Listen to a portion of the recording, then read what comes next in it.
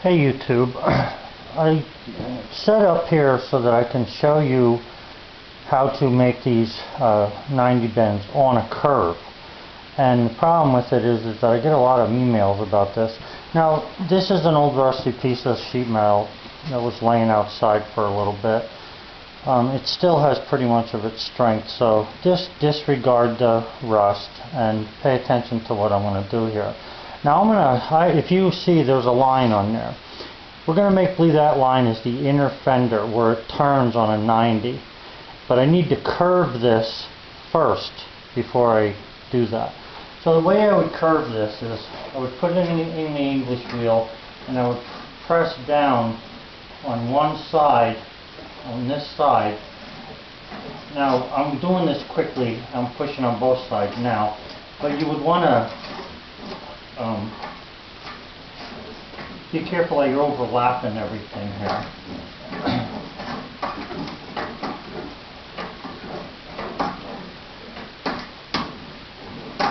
You can see how that's starting to turn. Now if you press harder on it, you'll get it to turn harder. What I'm after is I get a lot of emails, and even my neighbors who do this stuff, they are always asking me, how do you get that bend in there without putting a big fish mouth in the rest of the panel? So just let me finish getting this panel bent. And you can see it's bent pretty good there.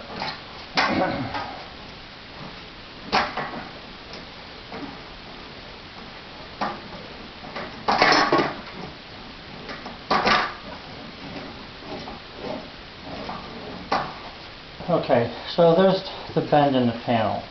Now what I need is to bend this from this pencil line around so that I can get, you know, the inner fender, so I have something to grab a hold of there when I'm doing my welding.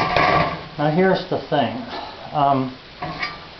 There's a number of ways to do this. First of all, this is a stretcher, this is a shrinker. You can take I want the shrinker actually. You can take the shrinker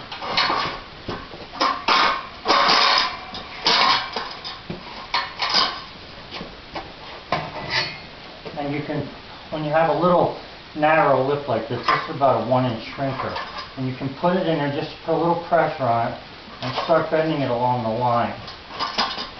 Okay? I'll just show you what happens here.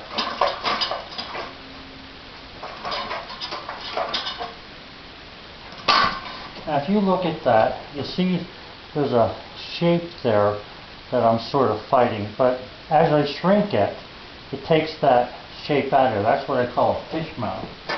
So I'm going to work my way through that, a little bit at a time, and still bend the panel down. And my shrinkers aren't sitting level here, and I'm trying to do this before the battery goes dead.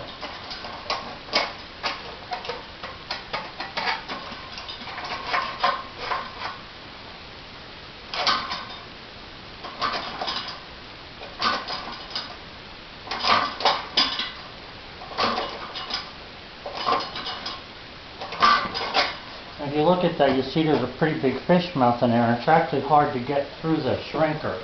If you keep working at it with the shrinker nice and easy, you can actually work through that.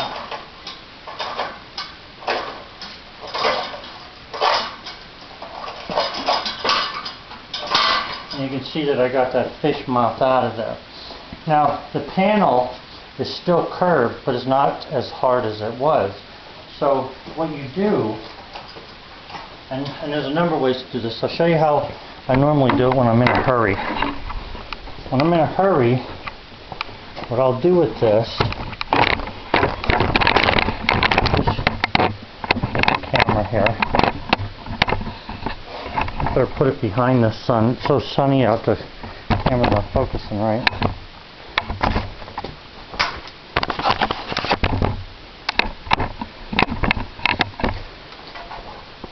When I'm in a hurry, what I'll do is I'll take this piece and run that line along the edge of something like in this small anvil here.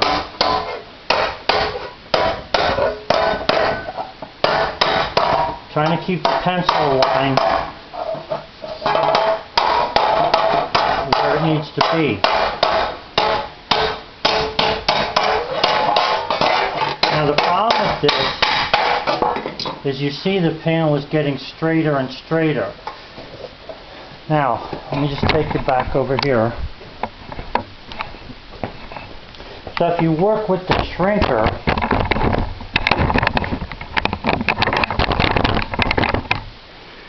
the shrinker will take this metal, and just think about this for a second. This distance from here to here is longer than this distance from here to here because this is on a curve. Okay, if you remember your high school geometry, the shortest distance between 2 points is a straight line. Okay, so now I'm putting pretty much beef on this thing. Alright, I'm wanting to shrink this a lot harder than it was before. And as I shrink this, it's helping to bring the curve back in the panel that I had before I went over there and hammered on it. Now you can see there's a curve in that panel. I want the curve a little more, so I'm going to just shrink it more. Now, they make a 6-inch throated shrinker. Figure this out. I'm going to, the numbers I give you are not going to be perfect, but I think that I paid, I don't know, $100 for the shrinker and the stretcher, and then another $75 for the stand. I think that's what it was. It might be wrong, but it's close to that. When I watched a guy on YouTube has a 6-inch mouse shrinker, and he wanted like $3 grand for it. How does that justify, unless you're going to do body work every day? If you did body work every day, I would say go buy that thing immediately. But, you know, I don't really do this every day, and I do it more as a hobby than anything else.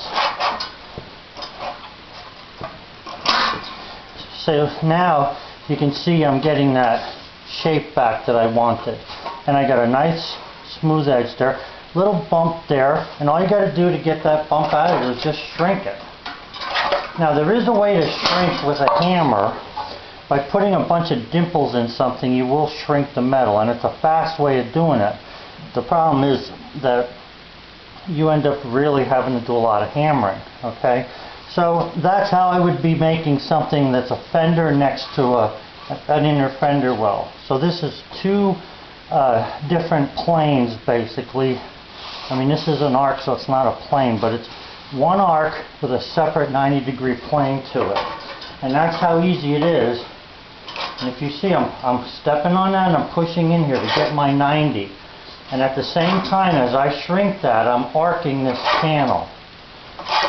So if you have the tools, it doesn't seem near as hard.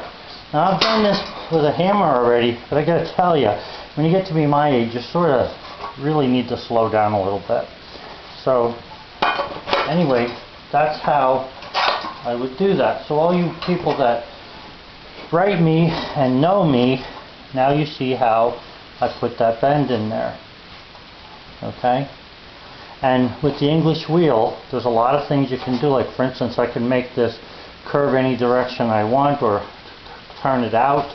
But that's how you get the 90 in there and to make it look good. And there are some teeth marks in here. I don't know if you can see them up close. There's some teeth marks in there because this jaw does have teeth in it that grabs a hold of it. All you got to do is take a sanding wheel, a light abrasive wheel, and you can get that right out of there. Okay? So I hope that helped, guys, on clearing up how you get the shape with the 90 bend turn.